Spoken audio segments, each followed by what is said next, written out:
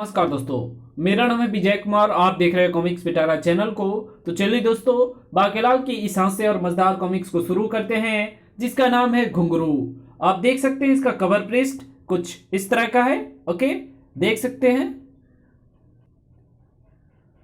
एक बार जैसे मुसीबतों के बुलावे पर राजा विक्रम सिंह सपरिवार नौका बिहार को निकले। आज खबरी की नौका आपकी चरण धूलि से पवित्र हो गई महाराज।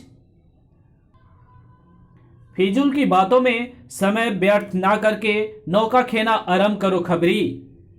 भगवान करे बीच धारा में पहुंचकर नौका डूब जाए और मैं तैरकर बाहर निकल जाऊं। जो आज्ञा बाकेलाल जी। दूसरी नाव में। क्यों भैया मांझी, नदी गहरी तो नहीं है ना? अजी काहे की गहरी सेनापति जी, बस 2 हाथ गहरी है। सिर्फ 2 हाथ गहरी?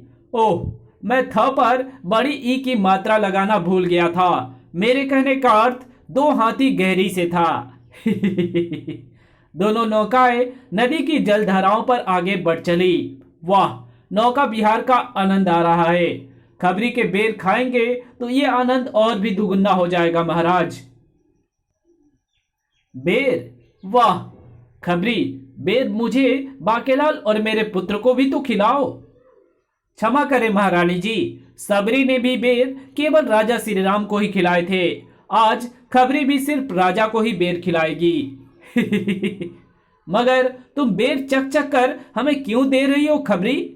इसलिए महाराज कि कहीं कोई मीठा बेर आप तक ना पहुंच जाए। मैंने बड़ी मेहनत से तोड़े हैं।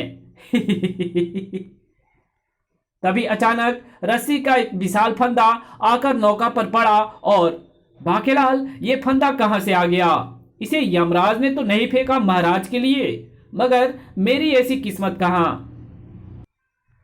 इसे मैंने फेंका है। मेरा नाम मूर्ख नखा है। मैं गंगा की मौज, तू यमुना की धारा। ओ ओ हो रहेगा मिलन ये हमारा तुम्हारा। महाराज, जल्दी से तेज धारा में कूद जाइए। ये तो कोई राक्षसी है। सेनापति, राक्षसी पर आक्रमण करो। महाराज, मैं स्त्रियों पर हाथ नहीं उठाता। फिर पहले राक्षसी तक आपकी नौका पहुंचेगी और आपकी नौका में है बाकेलाल। बाकेलाल उससे चुटकियों में मसल देगा। लो बाकेलाल, मेरी तलवार। न तलवार होगी न मैं चलाऊंगा। इधर बाकेलाल का मस्तिष्क भी तीव्रता के साथ राक्षसी से बचाव का उपाय सोच रहा था। महाराज, मैं गिरा। क्यों ना तलवार लपकने के बहाने मैं नदी में गिर जाऊं। बाकेलाल, मेरा हाथ पकड़ लो। मेरे 2 हाथ तो किनारे की तरफ तैर रहे हैं। मेरे पास पकड़ने के लिए तीसरा हाथ नहीं है महाराज। गुड़ुप। अब मरा मोटा। मैं दूसरे किनारे की तरफ तैर लेता हूं। सेनापति, मांझी, चप्पू मुझे दो। तुम धीरे चला रहे हो, मैं नौका को दूर खेकर ले जाऊंगा। तब तक मूर्ख नखा नौका को किनारे पर खींच चुकी थी। वाह, कैसा बांका नौजवान है। मगर मैं तो अभी बच्चा हूं राक्षसी जी। मैं इस मोटे के लिए कह रही हूं। इन पर नियत खराब मत कर दुष्टा राक्षसी, वे पत्नी व्रता हैं।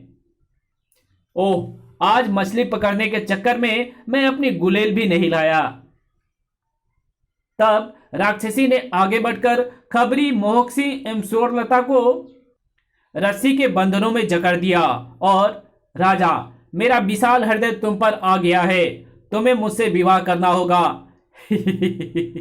और तुम्हारे इनकार की सूरत में मैं अपने भाई मारन को बुला लूंगी। वो तुम्हारी मूछें उखाड़ देगा। नहीं महाराज, डरकर इसे मेरी सौत मत बनाइए। राजा, जल्दी से हाँ में जवाब दे। मैं अग्नि का प्रबंध यहीं कर दूंगी। हम अभी फेरे ले लेंगे। मगर तुम्हें तो एक से बढ़कर एक बांके नौजवान मिल जाएंगे। मेरी निगाह में एक कुंवारा लड़का है, उसका नाम भी बाकेलाल है। बिल्कुल हीरा है, हीरा। तुम कहो तो मैं उससे तुम्हारे रिश्ते की बात कर लूंगा। नहीं, दिल गधे पर आया तो हीरा क्या चीज है। मैं तो तुमसे ही विवाह करूंगी राजा।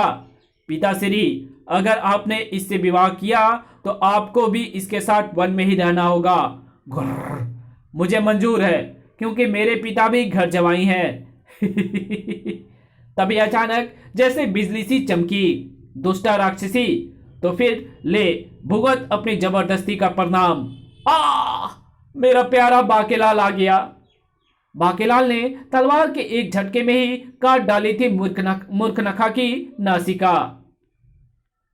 मूर्खनखा भयानक ढंग से चीख उठी, राजा, तेरे आदमी ने मेरी नासिका काट डाली। राजा, अपना पता तो बता। राजमहल, मधुबन चौक, गली संख्या 3, विशालगढ़। उसके बाद फिर मूर्खनखा वहां ना रुकी। अपना पता बताकर तूने अपनी मृत्यु बुला ली है राजा। अब मेरा भाई मारन जल्दी से तेरे पास मेरे जख्मों का इलाज करने आएगा। पता भी दे दिया, तेरी फू ही खिंचवा देती राक्षस की गुफा तक। पिताजी, हमें तो खोलिए। बाकेलाल चाचा, आप सही समय पर बाकेलाल चाचा, आप सही अवसर पर आ गए, अन्यथा पता नहीं क्या होता। मगर आप तो नदी में कूद गए थे। मैं कूदा नहीं था भतीजे, बल्कि गिर गया था। और मैं दूसरे किनारे की तरफ तैर ही रहा था।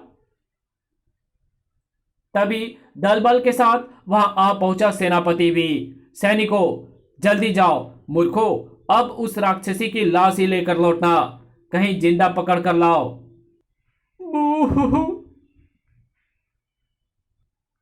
उसके बाद वे सब सेनापति वाली नौका में सवार होकर वापस लौट पड़े। मगर बाकेलाल, तुमने राक्षसी का सिर क्यों नहीं काटा? मैं होता तो उसका सिर काटता, या फिर वो मेरा काटती। वो इसलिए क्योंकि उसने कोई भयंकर अपराध तो किया ही नहीं था। मैं अकारण ही किसी की जान नहीं लेता। उसकी नासिका काटकर मैंने उसे उचित दंड दिया है। मेरा प्यारा बाकेलाल हमेशा ठीक कहता है। जबकि बाकेलाल मन ही मन प्रसन्न था। अब आएगा मजा। मैंने राक्षसी मूर्खनखा की नासिका ऐसे ही नहीं काट दी। अब जब वो अपने भाई मारन को लेकर मनहूस से बदला लेने आएगी तो उसके हाथों मुच्छड़ की मृत्यु के पश्चात मेरा राजा बनना लगभग तय हो ही गया। राक्षसी अपने भैया तक पहुंचने ही वाली होगी। हाँ, मैं पहुंच गई हूं। भैया, भाभी, मूर्खनखा, ये तुझे क्या हुआ मेरी बहन? हाय, मेरी ननद को क्या हुआ? मूर्खनखा राक्षस मारन को सब कुछ बताती चली गई, जिसे सुनने के बाद मारन को क्रोध भड़क उठा। ओह, मैं विशालगढ़ की ईंट से ईंट बजा दूंगा, लेकिन भैया अगर ईंट ना मिली तो मैं पत्थर से पत्थर बजा दूंगा, लेकिन अगर पत्थर भी ना मिला तो मैं उसकी खोपड़ी से अपनी खोपड़ी बजा दूंगा, पर उसे छोड़ूंगा नहीं, क्योंकि मेरे पास है आग फूकने वाली जादुई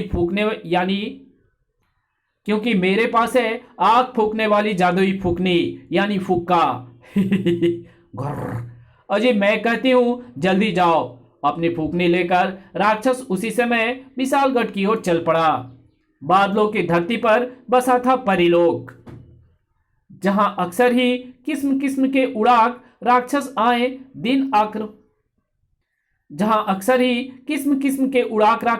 आए दिन आक्रमण कर दिया करते थे। राक्षस आ गए। राक्षसों के वहां आगमन का मतलब था परिलोक से 2-4 परियों का कम हो जाना। बचाओ, बचाओ, राक्षस भाई, चप्पल तो उठाने दो। खबरदार, जो भाई कहा तो, और हमारे यहाँ दासियों को नंगे पांव रहना पड़ता है। आए दिन होने वाले राक्षसों के इन हमलों से घबराकर परी रानी किन्नी सोनी ने परी देवी सप्तो सोनी की कठोर तपस्या की। देवी सप्तो सोनी कृपया प्रकट होवे। शब्दार्थ: किन्नी सोनी कितनी सुंदर, सप्तो सोनी सबसे सुंदर। किन्नी सोनी की तपस्या से प्रसन्न होकर देवी सप्तो सोनी प्रकट हो गई, और तब किन्नी सोनी ने अपने दुख कथा देवी सप्तो सोनी को कह सुनाई, जिसे सुनने के बाद परी रानी, ये लो घुंघरुओं का जोड़ा। इन घुंघरुओं में अलग अलग विशेषताएं हैं। अपनी विशेषताएं समय आने पर तुम्हें ये घुंघरू खुद बता देंगे, मगर ध्यान रहे, वर्ष में एक बार 2 दिन तक इनकी पूजा जरूर करना, अन्यथा इनकी शक्ति चली जाएगी। अब मैं जाऊं? हाँ देवी, अब आप यहाँ रुककर करेंगे भी क्या? उसी शाम किस्म किस्म के उड़ाक राक्षसों ने पुनः परिलोक पर आक्रमण कर दिया। पकड़ लो इन नाजुक परियों को, भागो, कठोर राक्षस आ गए हैं। मगर तभी वहां आ पहुंची परी रानी किन्नी सोनी। अब किसी को भी घबराने की जरूरत नहीं है, क्योंकि मेरे पास है परी देवी के दिए ये घुंघरू। छन छन। परी रानी, हमारी विशेषता यह है कि हम जिसके पास होती हैं वो चाहे जिस भी भगवान या देवी देवता का आवाहन करेगा, उन्हें वहां आना ही पड़ता है। अब तुम इन दुष्ट राक्षसों से निपटने के लिए अतिशीघ्र हमें छनका कर किसी भी भगवान या देवी देवता को स्मरण करो। ओह, मैं अभी इन दुष्टों के संहार के लिए पुकारती हूँ भगवान विष्णु को। दूसरे ही पल वहां प्रकट हो गए भगवान विष्णु। घबराओ नहीं परी रानी, मैं अभी इन राक्षसों से तुम्हारी रक्षा करता हूँ। आपके दर्शन पाकर मैं धन्य हो गई प्रभु। भगवान विष्णु द्वारा छोड़े गए सुदर्शन चक्र ने काट डाली दुष्ट राक्षसों की गर्दन। खचाक फचाक आ। उस दिन के पश्चात किसी भी किस्म के राक्षसों ने कभी भी परिलोक पर आक्रमण नहीं किया और परियां सुखपूर्वक रहने लगी। वर्ष में एक बार उन घुंघरुओं की जो पूजा होनी थी, पूजा आरंभ हो गई। मगर किसे पता था उड़ाक राक्षसों ने क्या योजना बना रही है। घुंघरुओं की तरह बजता ही रहूं मैं, कभी इस पग में कभी उस पग में, बंधता ही रहूं मैं। छन छन न न न छन। वाह, क्या प्रार्थना है। घुंघरू खुश हुआ। तभी जैसे गजब हो गया। अरे ये क्या, घुंघरुओं के कांटे में अरे ये क्या, घुंघरुओं को कांटे में फंसाकर कौन खींच रहा है? परी रानी, हमें पकड़ो। छन छन न न न छन। सहसा ही परी रानी ने झपट कर उन दो घुंघरियों को दबोच लिया। कसकर पकड़े रहो और अपनी तरफ खींचो। और चूंकि घुंघरू उस वक्त किन्नी सोनी के हाथ में था, अतः तुरंत ही वहां प्रकट हो गए शंकर भगवान। शंकर भगवान ने फेंका अपना त्रिशूल। ओह, मैं गिरी। दूसरे पल बादलों की टुकड़ी में छिपे राक्षसों की चीख गूंज उठी। आ आ आ। इसी के साथ गायब हो गया त्रिशूल और त्रिशूलधारी शंकर भी। लेकिन इधर अचानक लगे तीव्र झटके से घुंघरू छूटकर अब तीव्र गति के साथ गिरने लगे पृथ्वी की ओर। भाई, तू मुझे ढूंढ लेगा ना? तू मुझे ढूंढना, मैं तुझे ढूंढूंगा। इस प्रकार हम दोनों एक दूसरे को ढूंढ लेंगे। परी रानी किन्नी सोनी के मस्तक पर खींच गई चिंता की लकीरें। घुंघरू पृथ्वी पर न जाने कहां जाकर गिरे हैं। मुझे उनकी खोज के लिए पृथ्वी पर जाना पड़ेगा। जाना कहां था? पृथ्वी पर दो ही तो राज्य हैं जहां घुंघरू गिर सकते थे, जिनमें से एक था सनकपुर। शायद उड़ते हुए किसी हफ्सी ने मेरे सिर पर डंडा दे दिया है। हफ्सी नहीं महाराज, पक्षी कहिए, और डंडा नहीं, अंडा। किंतु महाराज, ये तो घुंघरू है। झुमरू? झुमरू नहीं, झुमरू नहीं बे, घुंघरू घुंघरू। गुर्र। ओह, मगर प्रकाश में कौन नाच रहा था जिसके पांव से घुंघरू निकल भागे? प्रकाश नहीं महाराज, आकाश। हाँ हाँ, वही। मैं परिलोक से गिरा हूं। अब मेरी विशेषता सुनो। मैं जिसके हाथ में होता हूं वो चाहे तो किसी भी भगवान या देवता या जिस भी शक्तिशाली वीर का आह्वान करेगा, उसे तुम्हारी मदद के लिए आना ही पड़ेगा। घुंघरू के मुंह से इतना सुनते ही राजा सनकी सिंह पर जैसे पागलपन का दौरा पड़ गया। अगर झुमरू सच कह रहा है तो ये तो बड़े नाम की चीज है। अब अपने दुश्मन राजा विक्रम सिंह को जिंदा नहीं तोड़ूंगा। नाम नहीं महाराज, काम की चीज, और तोड़ूंगा नहीं, छोड़ूंगा। मगर पहले इस घुंघरू की लात की सच्चाई का पता लगा लूं। लात नहीं महाराज, बात। हाँ हाँ, वही। प्रकट हो इंद्र देवता। दूसरे पल वहां प्रकट हो गए इंद्र देवता। आज्ञा करें सनकी सिंह जी। वाह, ठीक है, खाओ। क्या खाऊं सनकी सिंह जी? देवश्रेष्ठ, हमारे महाराज खाओ नहीं, जाओ कहना चाहते हैं। घुंघरू की बात की सच्चाई का पता चलते ही सनकी सिंह की आंखों में भीषण चमक आ गई थी। और इधर विशालगढ़ में महाराज महाराज महाराज महाराज गजब हो गया। ओह मुबारक हो सैनिक। कब कब हुआ? जच्चा बच्चा ठीक तो है ना? पर तुमने बच्चे का नाम बड़ा अजीबोगरीब रखा है। महाराज ऐसे समय पर मजाक मुझे बिल्कुल अच्छा नहीं लगता। मैं तो ये कहने आया था कि मारन नाम का एक भयानक राक्षस अपनी फूकनी से आग फूकता और सैनिकों को जलाता हुआ महल में प्रवेश कर गया है। सभी सैनिक आग बुझाने गए हैं। सेनापति तुम कहां जा रहे हो? राक्षस को कौन रोकेगा? महाराज अचानक मेरे पेट में मरोड़े उठनी शुरू हो गई है। इससे पहले कि मैं भी मुड़ जाऊं, मैं राजवैद्य से दवा लेकर शाम तक आता हूं। तब तक बांके राक्षस को रोक लेगा। मगर इससे पहले कि सेनापति एक भी कदम और आगे बढ़ा पाता, जल्दी बता राजा विक्रम सिंह कहाँ है? वो तो छुट्टी पर हैं। मगर राज सिंहासन तो भरा हुआ है। मुझे झूठ बहकाता है। मैं तो फौरन थप्पड़ मार देता हूं। तब राक्षस बढ़ा विक्रम सिंह की ओर। राजा विक्रम सिंह मैं तुझे लेने आया हूं। तूने मेरी बहन की नाक कटवा दी, अब तुझे उससे विवाह करना होगा। ओह ये सुंदर कन्या कौन है? मेरा नाम स्वर्णलता है। पर ये कन्या नहीं है, हमारी महारानी जी है। महारानी हो या नौकरानी, इस कन्या पर अब आ गया है मेरा दिल और अब मैं इससे विवाह करूंगा। किंतु ये कैसे हो सकता है? राक्षस भाई तुम तो महाराज से बदला लेने आए थे। इस सुंदर कन्या को देखकर बदले का विचार मैंने त्याग दिया है। चलती है क्या? 9 से 12 ये मेरी गुफा का नाम है। तुझे वहां रानी बनाकर रखूंगा, मगर ये मेरी बीबी है। तुम्हें इसे तलाक देना होगा, क्योंकि अब इससे मैं विवाह करूंगा। अब तेरा विवाह मेरी बहन से होगा, समझ गया? बाकेलाल के आदेश पर सैनिक शस्त्र लेकर राक्षस पर टूट पड़े, मगर फू फा आ आओ पकड़ो मुझे।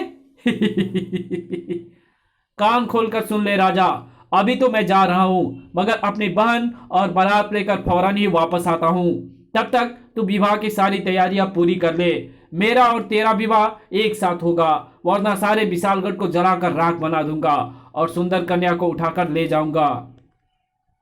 बाकेलाल अब तो तुम ही हमें इस मुसीबत से छुटकारा दिला सकते हो। हाँ, क्योंकि मैं भी तो बेहोश पड़ा हूं।